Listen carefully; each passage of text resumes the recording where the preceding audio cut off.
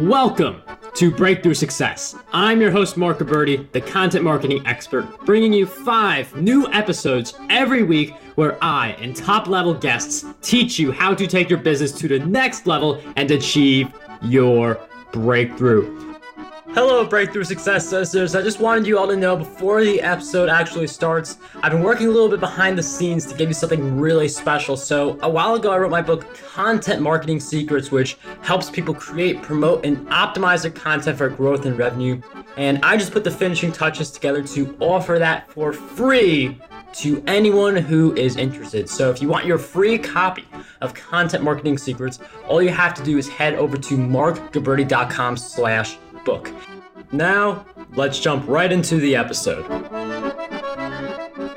One of the biggest mistakes that people make in business is going after one new thing after the other, going after the next shiny object, putting their time across so many different things that they're never really mastering one thing, becoming getting distracted very frequently from the main goals that they should be pursuing. So we're going to talk about how we can master our ability to not get distracted by a bunch of the different shiny objects that come up. So today's guest is the #1 Amazon best-selling author of the book Shiny Object Mastery. His mission is to help people transition from the information age into the age of purpose. He shows people the key to unlocking the door to high productivity excellence by aligning their purposes within life and business. Today's guest for episode 240 of the Breakthrough Success Podcast is none other than Michael Montague. Michael, it is such a pleasure to have you on the show. Mark, it's fantastic to be here. The honor is all mine. Michael, I'm really looking forward to this episode because there's so many different opportunities, so many different things that we could possibly be doing to grow, but we can't get distracted by shiny objects. So that's why I'm really happy to have you on. This is a really powerful topic. So before we get into that, though, I want to get some backstory on you. So you help people go from the information age to the age of purpose. Can you talk a little bit about why you got started with that mission and what exactly the transition is? Certainly. I spent many years in corporate life, like so many of us, both in quality control and in management. And although I found that I was able to contribute to companies in a substantial way, I always had this dream of starting my own business. And one of the problems I had was that I was more of a dreamer than a doer. So I was a big idea kind of guy. And like a lot of other people, as soon as I would begin to take action to make my dreams a reality, I would inevitably begin to lose motivation and focus, and I didn't really understand why. It was not until later in my life that I finally began to understand that I was afraid of success.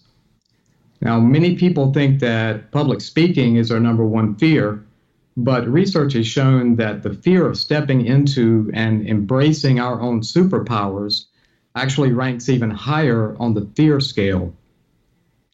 So as time passed and our access to information grew exponentially with the growth of the internet, my fear of success became magnified as I kept reaching for more and more shiny objects, hoping that the next new system or tactic would give me the secret to success. And I just eventually reached a crisis point.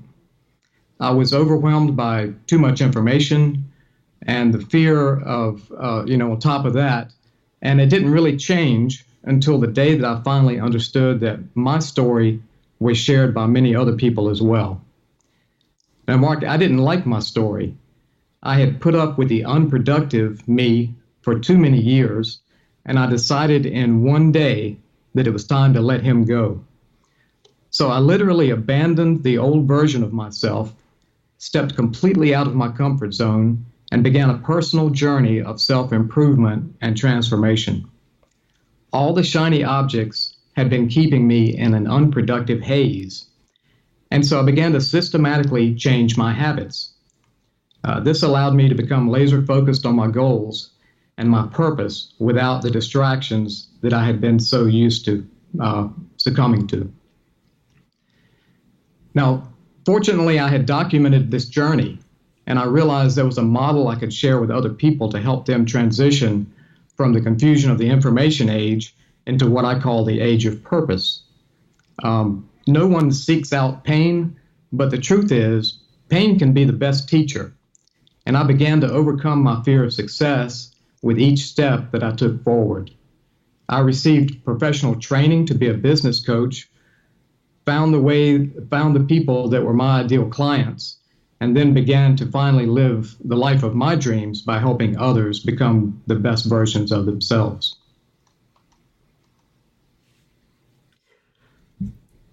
And I really enjoyed this theme of like you wanting to help others. You had a problem that you had in your life and you created and you got through it, but you ended up creating a model and now you use that to help people. And it's always like one of the things we go back to is the impact that you create, which is something we should all be thinking about, the kind of impact we want to have within our lives. And in your case, it's helping people go from the information age to the age of purpose.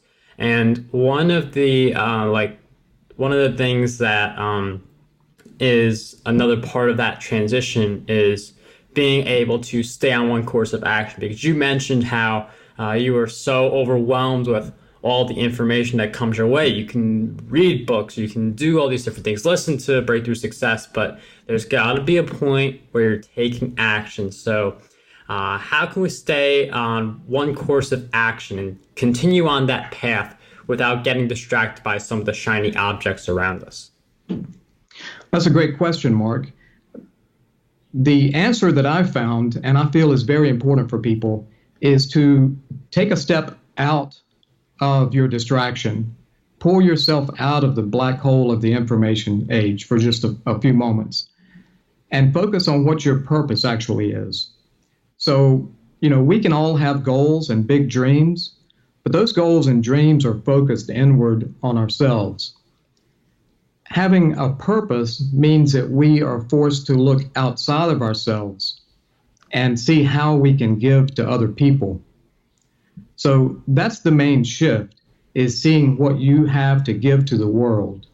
Once you focus on that, and when you align that within your business, if you're a business owner, then you become basically unstoppable. Because at that point, when you know your purpose and it's lined up, you can then dive back and find the information you need to achieve your goals and not be distracted by all the other shiny objects around you.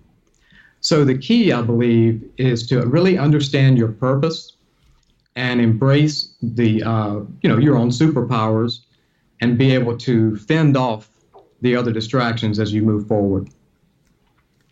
And you mentioned the ability for us to embrace our superpowers, which you mentioned is a bigger fear than public speaking. I'm wondering if you could share with us how we could actually truly do that and why so many people are so fearful of that.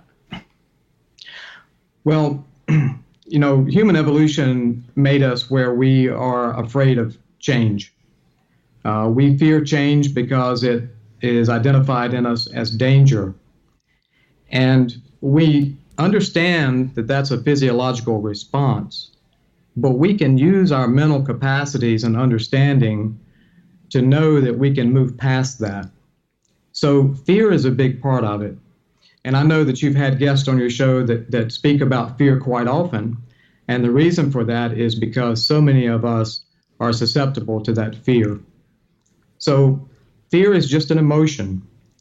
And if you look inside of that moment where you're afraid, you can begin to pull information out of that moment and separate it from the emotion itself. Basically, knowledge replaces fear. So any step that we take as we move forward, we gain knowledge, we automatically gain confidence, and that tends to replace the fear that we had. Anytime someone starts a new job, a new business, a new endeavor, they naturally have fear. But as they take those small steps forward, then they begin to realize, hey, this wasn't as fearful event as I might have imagined it would be. So I think the key is to realize that you can step into a new identity, take small steps, and as you go, your fear will be replaced by that knowledge. And I really like how you mentioned that it's as you go. It's not by sitting and thinking about it, because if you think without doing, that's when any existing fear you have built. And I really think fear builds as you have less clarity about what to do, how you're going to achieve a goal. And one of the things about goals, especially the ones that people want to achieve, is some people, they just don't have enough time to pursue their goals. Even if it's one of those goals that like you are like completely focused on, like some people, they may have like a 9 to 5 and they may use the 5 to 9 to pursue their goal. They may be doing that, but how can we open up more time in our day to put in the work to accomplish our goals? That's a question that I think a lot of people have. And I would say that the first thing that's important is to get enough sleep. That seems like such a simple, obvious answer. But if you get enough rest, if you make time for that because it's important to you, then the rest of your day will flow much, much easier. One of the habits that I put into place for myself and my clients is I have them take a moment in the morning before they even get up out of bed and go through some steps to give them intention for the day. So one of the first things I would have them do is to just think about the gratitude they have for their past. It's easy to have gratitude for the good times in our lives, but you also want to have gratitude for the challenges and the pain that you've experienced, because without those moments, you have not been able to grow and push yourself to new levels. So if you can take a moment in your past and have gratitude for that, that will help you. The second thing I think to think about in the morning is forgiveness. And this is not just forgiveness for other people, but forgiveness for ourselves. Forgiveness for times that we may have felt like we failed. We may have let other people down. It's important to be able to forgive yourself in order to move forward with intention. So if you can do that in the morning first thing, then you have set aside your past. It's not going to distract you for the rest of the day, and you can be focused on the present. So I think that's a very important way to start your morning. Then as you go through the morning, of course, you want to think about your high-value activities, and a lot of people mention this. But one thing that's very important along with that is thinking about your low-value activities, or activities that really have no value. So what you want to do with those is either eliminate them completely or delegate them to other people. We are not all experts at every task. So we want to focus on those things which we are an expert in and be able to delegate the rest to other experts. That's leveraging other people's expertise. And I really like the idea that you have to acknowledge that you don't know everything, can't do everything, and that's where you can bring in other people. Like I have a podcast coach who helps me with a bunch of different things. I also have a team of people who help me out with a bunch of different things with the podcast and other parts. So it's very helpful if you are not just doing it by yourself. And not only will that open up more time for you, but it'll also allow you to become more effective with the time that you have on that road to accomplishing the goals that we set for ourselves. And going back to the theme of shiny objects, it's something that we need to resist, that sensation to pursue shiny objects, get distracted. But we have to be able to just stay focused on what we're doing. So I'm wondering if you could share with us what you believe holds most people back from being able to have that level of focus where shiny objects do not distract them. I believe the first issue is just recognition that in a lot of cases it's an addiction. Take your cell phone, for example. How many meetings do you go in where you have, say, 10 people in that meeting and you might count 7 or 8 that are on their cell phone during the meeting? This has become a cultural norm, whereas in the past, it would have been considered rude to have your phone out during a meeting. So as our information age has progressed and more people have access to that cell phone, that's one of the key components that keeps people distracted. So what I would suggest people do is, well, first of all, not have your cell phone on in a meeting. But secondly, a lot of people wake up in the morning and it's the first thing they do is look at their cell phone. They're looking for emails, instant messaging, games, whatever the case may be. And when you allow that distraction to immediately become a part of your morning, you have given up a lot of your power for the day. You are reacting to the world rather than having an impact on the world. And what you want to do is to make it a habit of keeping that cell phone just out of your bedroom. So when you go to bed at night, that cell phone is in another room. If you need an alarm clock, for example, just buy a simple $5 alarm clock and use it instead. So as you get up, don't even check the email until later in the day, say around lunchtime, because the first thing you want to do after you get up and start working is focus on what you're best at. You want to do that first because that's when your willpower is the strongest. Later in the day, of course, you need to check your emails and respond to other people. But you have put that response off to a later part of the day, and you've empowered yourself to utilize the first part of your day in your strength. And I mean, it's a really great, like, that's something that so many people do. Like, they have their phones by their beds or in the same room, and they check their email first thing. And it's something that I do very frequently. It's something a lot of people do very frequently. But if you do check your email first thing, it's that sense of, it's first off, it's instant gratification where you hope you get an email from like a really big email or something like that, or an email that you know you have to reply to. So you're thinking of stuff you have to reply to that's going to take away from your work. Again, at the point where Michael said your willpower is at its highest. So it's just better, as Michael mentioned, to just get an alarm clock that's not your phone, even if it's like just a $5 traditional alarm clock can make all the difference instead of using your smartphone during that time. And like that first like hour that you are up really impacts the rest of your day. Absolutely.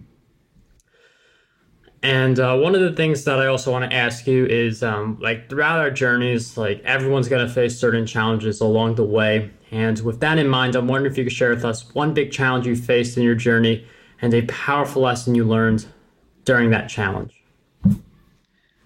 Yes, thanks, Mark. I think it was the day that I finally realized that my personal relationship with the information age had to change.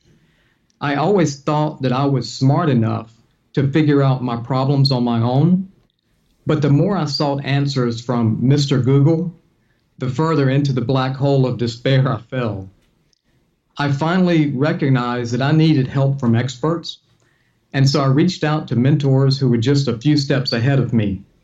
And that single decision to begin investing in myself allowed me to understand the value of coaching firsthand. Now, most people don't think about needing a coach. They just know that they have a problem they need to solve.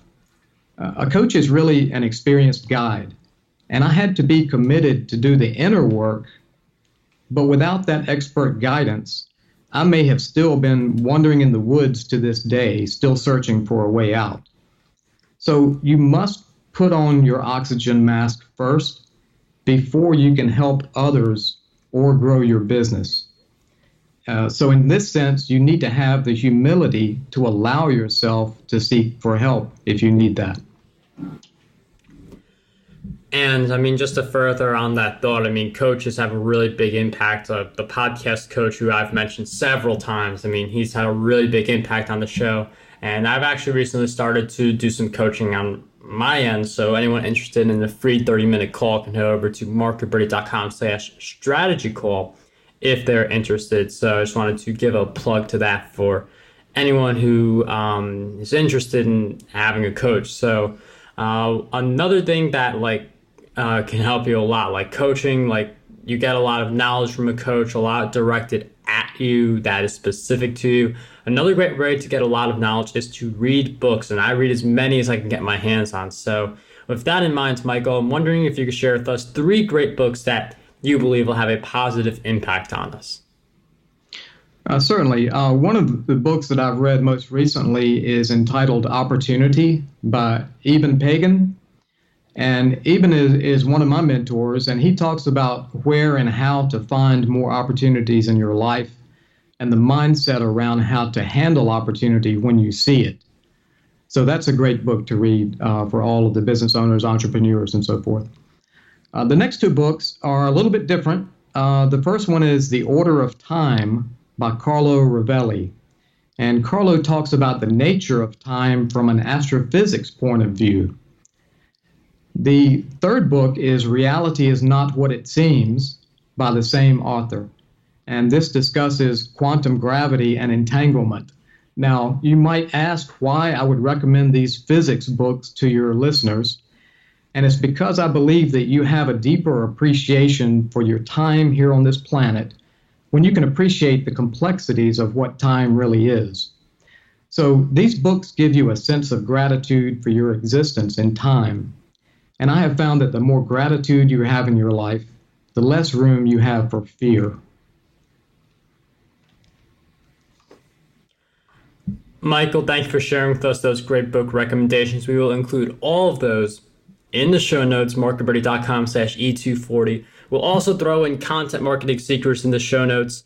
That's my book, and if you want a free copy, just pay for shipping. That's over at markgilberti.com/book. And before we wrap up this episode, Michael, I've asked you several questions throughout our time together, but what do you believe is one question that we need to be asking ourselves more often? What am I willing to tolerate in my life? I find that most business owners tend to be able to easily identify any number of problems in their business. But 80% of the time, maybe sometimes 90%, the underlying root cause is usually found within themselves and their mindset. If the stories you tell yourself, your purpose, and your dream are not aligned, your business just magnifies that misalignment. When your inner game is aligned and your purpose is aligned in your business, like I said before, you become unstoppable. So no matter where you are today in your personal life or your business, you probably recognize that you want to improve. But to become the best version of yourself, you must let go of the things which do not serve your mission. So ask yourself, what are you willing to tolerate in your life? Michael, thank you for sharing with us that great question, all of your great insights throughout our time together. If you guys want to learn more about Michael, head over to michaelmontague.com, Michael, MONTAGUE.com. For Breakthrough Success listeners, Michael's actually offering 25% off of his high-end one-on-one coaching package where if you want to learn more about that, you can apply at, again, michaelmontague.com. But Michael, you want to share a little bit more about that one-on-one coaching package and what listeners can expect to get from it? Certainly, Mark. When I have people apply to work with me, my intent is to make sure that my expertise aligns with the problems that an individual might have.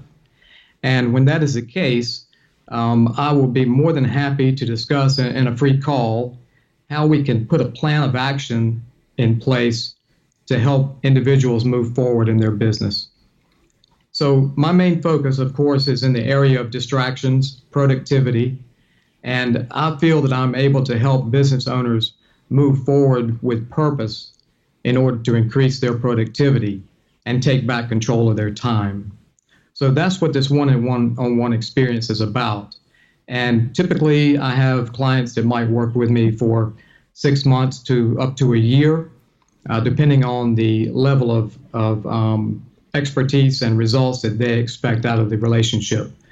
But it's all about being a guide. If you can have someone that you can work with that gives you a little bit different perspective, not necessarily tell you exactly what to do at all times, but give you a guidance and a perspective that'll change your reality, that is worth a great deal to anyone and certainly worth the investment. Michael, thank you once again for coming on the show, sharing your great insights with us. And again, every link that was mentioned will be in the show notes, markdoberti.com/E240. But I can't, once again, thank you for coming on Breakthrough Success and taking the time to share all of your great insights with us. It's been a great pleasure, Mark, and I certainly appreciate the opportunity to share with your listeners. How does over 100 retweets per day sound to you? My free ebook, 27 Ways to Get More Retweets on Twitter, has you covered. I use the methods within this ebook to get over 10,000 retweets every single quarter. To learn